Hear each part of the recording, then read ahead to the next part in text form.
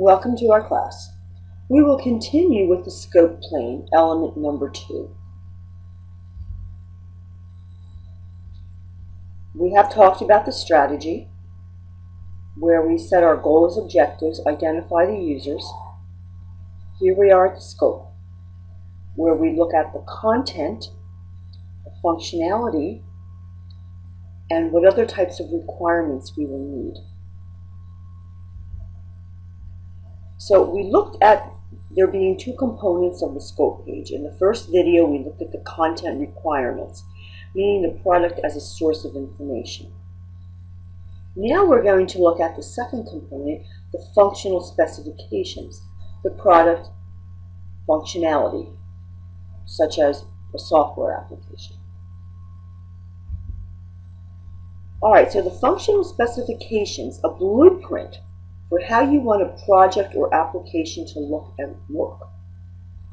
What it will look like, essentially, what it will do, and how the user will interact with it.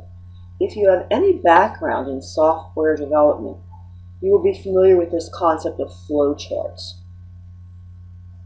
where based on what the user might do, we might do this, we might do that. These diagrams. And I'm sure in the multimedia area, especially with computer gaming, the same thing. What happens if I hit the target? What happens if I miss the target? So you want to have everything sketched out. You want to have a blueprint, just like a blueprint for a building. So you know what you're doing ahead of time. All right. Now, depending on the product, you might need to find out about different technologies if you want to be ordering something online. All right, what technologies do I need? What type of hardware does the user need? What type of software might I need? Can I do it? Do I need to hire someone? Here's an example of a functional specification, and this is on box.com, and they're from a year ago, so it might have changed. And you think about, all right, well, we need a login screen.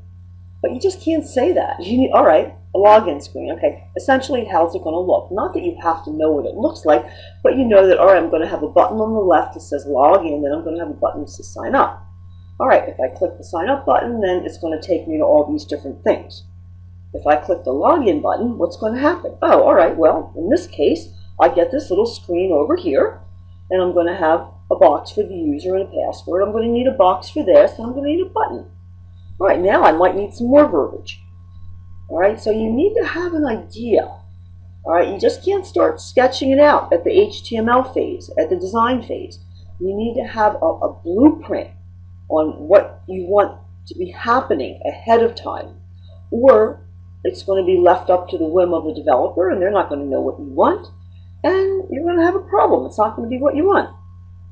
All right, so now supposing we're at the login screen and they typed in the wrong password or sent wrong username. So here again, this is the functional specifications of a product. What happens if something goes wrong? If they do something wrong, what happens if you lose the internet connection? All right, this has to be thought out ahead of time. And this is where we're talking about user-centered. Because if we work out the bugs, then the user is going to be very happy and have a very good experience. All right, so in the event that we do make a mistake, all right, we're going to tell them to bring them to a box, and we're going to have a link to reset, all right, the password. All right, now, supposing they forgot it. All right, now we need to do the confirmation thing, so we need another screen with a box and a button. Supposing they're not in the system, they thought they had an account there. All right, in that case, we need something else. We need an error message. Okay, look, the email is not there. All right, now you can possibly reset a password. This is what we mean by functional specifications. And here again, it's more when you start having interactive type of functionality on a website, multimedia, game, etc. You're not going to have a whole lot of it on a static brochure. All right, let's take a look at our case study review from the pizza ordering application for the mobile device. And remember, last week we talked about the goals for the business and the goals for the product. All right, so we're talking about why are we building this? Okay, we're satisfying hungry people, hungry people. We're making ordering pizza easier. We have the unique value, supporting local farmers, sustainable practices. And here again, we have this emotional component. The users are going to feel good because they're giving back to the community. All right, so we're rehashing our goals here.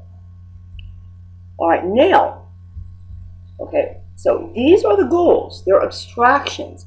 They need to be tied in to the content and to the features. So this is why goals are important, because if these are our goals, they have to be evident in our application. We want people to see these. And how they see these is by how our content strategy and the functionality. All right, so in the menu, how the menu was created, the verbiage that we use. All right, we want to identify the characteristics. All right, we might want to talk about where they're grown. We might want to have a nutritional content because we are assuming that the user is concerned about these things. Here again, goes back to where the user is. All right, now we might want to create some kind of engagement with the community as a feature of the product. All right, we might want to allow, we've all been there, you do something, you order something or you sign up for something, and what do you see? Share this on Facebook. All right, we might want to do something like that. We might want to share on Google+. All right, now here again goes back to our goals. We feel sustainability is important. We're into this sharing, this community, so this feature would tie into our goals. Here again, with respect to marketing, it helps market our product and will also help us bring in new users. So we look at the features that we might want and we make sure that they're in line with our goals and objectives.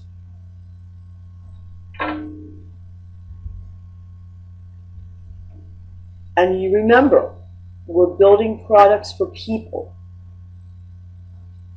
which is why we need to know who our users are. And people make decisions based on emotion. This is our strategy.